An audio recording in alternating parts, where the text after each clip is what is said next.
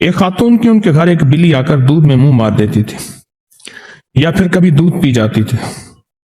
وہ اس بلی سے بہت تنگ تھی۔ وہ خاتون تاک لگا کر بلی کے انتظار میں بیٹھ گئے۔ رات کو جو ہی بلی دودھ کے برتن کے پاس جانے لگی، خاتون نے بلی کو دم سے پکڑ کر گھما کر دیوار سے مارا۔ اس کی ایک دردناک چیخ نکلی اور وہ بلی وہیں مر گئی۔ اگلے دن وہ خاتون کسی کام سے گھر سے باہر گئی۔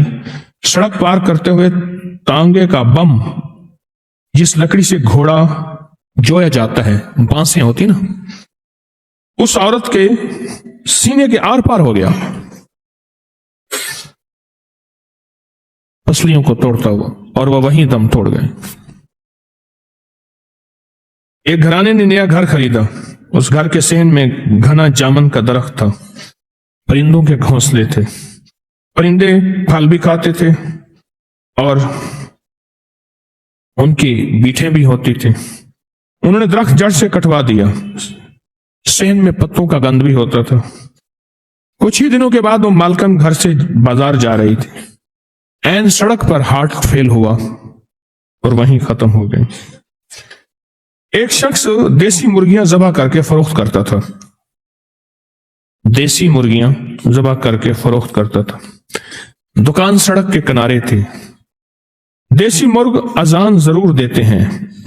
ان میں سے ایک مرغ ذرا زیادہ بڑا اور صحت مند تھا، وہ بار بار بانگ دیتا تھا۔ اور ایک بات بتا دوں، اللہ کے حبیب فرماتے ہیں جب کتا اور گدھا آواز نکالتا ہے وہ عذاب کو دیکھتا ہے، اور جب مرغ آواز نکالتا ہے وہ رحمت کو اترتا دیکھتا ہے۔ اس لیے فرمایا جو دعا مسجد میں داخل ہونے کی ہے، اللہم انی اسألک من فضلک، وہی دعا مرغ جب بانگ دے دن کے کسی وقت بھی، وہی دعا اس کے لیے بھی ہے۔ اللہم انی اسألک من، اے اللہ میں تجھ سے سوال کرتا ہوں تیرے فضل کا، عدل کا نہیں، بس عدل کا نہیں، تیرے فضل کا سوال کرتا ہوں، تیری عنایت اور عطا کا سوال کرتا ہوں، تیری شفقت اور بخشش کا سوال کرتا ہوں، تیرے رحم اور کرم کا سوال کرتا ہوں، عدل کا نہیں۔ اللہم انی اسألک من فضلک۔ اور ایک روایت یہاں تک ہے، مفہوم ہے، وہ لمحے جن لمحوں میں دعائیں قبول ہوتی ہیں، ان میں ایک لمحہ وہ بھی ہے جب مرغ بانگ دیتا ہے۔ اور میں جس نے دعائیں قبول کرانی ہوں، جب مرغ بانگ دے اس وقت دعائیں مانگے، دعائیں قبول ہوتی ہیں۔ تو کہا کہ ایک مرغ بار بار بانگ دیتا تھا، دکاندار پنجرے کا تالا کھول کر وہی تالا اس مرغ کے سر پر مارتا، جس سے مرغ چکرا کر گر پڑتا، کچھ دیر بانگ نہ دیتا۔ یہ عمل دن میں کئی بار دہرایا جاتا۔ ایک دن وہی دکاندار ایک مرغی ذبح کرنے لگا، اچانک وہ مرغی ہاتھ سے نکلی، سڑک پر بھاگی۔ دکاندار مرغی پکڑنے سڑک پر پہنچا، ٹرک آیا، دکاندار سڑک کے نیچے آیا، وہیں دم توڑ گیا۔ اگلا واقعہ کئی سال پہلے کی بات ہے کہ ایک نیم سرکاری محکمے میں ایک آفیسر دوسرے شہر سے تبدیل ہو کر ہمارے شہر میں آیا۔ جس جگہ اس کا دفتر تھا وہاں بے شمار درخت، پرندے، گھونسلے موجود تھے، اور انہوں نے تنے میں قدرتی سوراخ بنا رکھا تھا، اور اس میں گلہریوں کے بچے دیے ہوئے تھے۔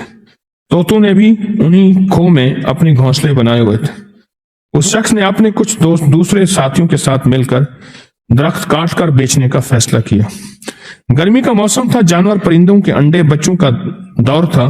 انہوں نے وہ درخت ایک ایک کر کے کاٹنے شروع کر دیے اور کچھ ہی دنوں میں سارے درخت صاف کر دیے۔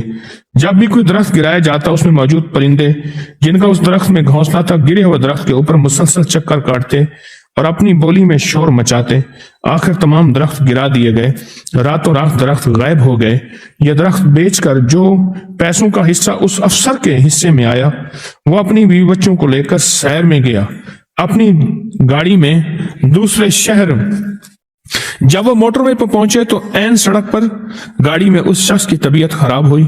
بیوی بچوں نے موٹر وے پولیس کو فون کیا، لیکن مدد پہنچنے سے پہلے اس کا ہارٹ فیل اور وہ دنیا چھوڑ کر چلا گیا۔ اس کے بچے بے یار و مددگار اپنے رشتہ داروں کی مدد کے لیے فون کرتے رہے۔ ایک خاتون کے گھر میں ایک بلی کا آنا جانا تھا۔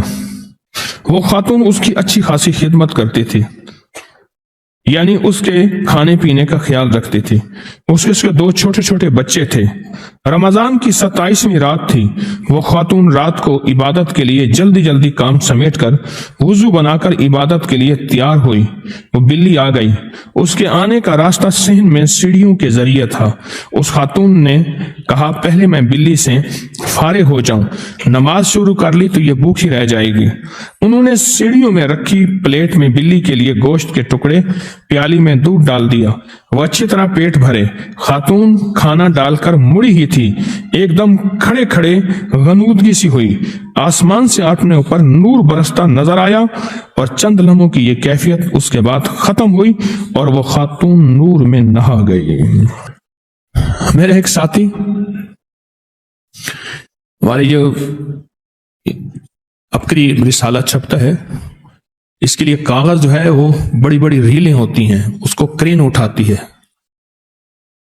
اور وہ بڑے بڑے آروں میں کٹتا ہے۔ کاغذ کے بڑے بڑے رول ہوتے ہیں اور بڑے بڑے آروں میں کٹتا ہے۔ وہ کھڑا تھا، کٹوا رہا تھا۔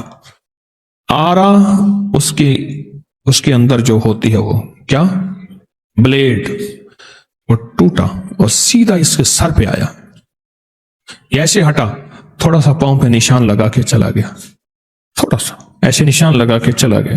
وہ تو کاٹ دیتا ہے بندے کو، جتنی تیزی سے وہ بلیڈ آتا ہے تلوار کی طرح۔ میرے پاس آیا اور کہا میں نے تو بلیوں کا لنگر لاتا ہے، بلیاں تیرے لیے دعا کرتی ہیں۔ بے زبانوں کی دعا تجھے بچا گئے۔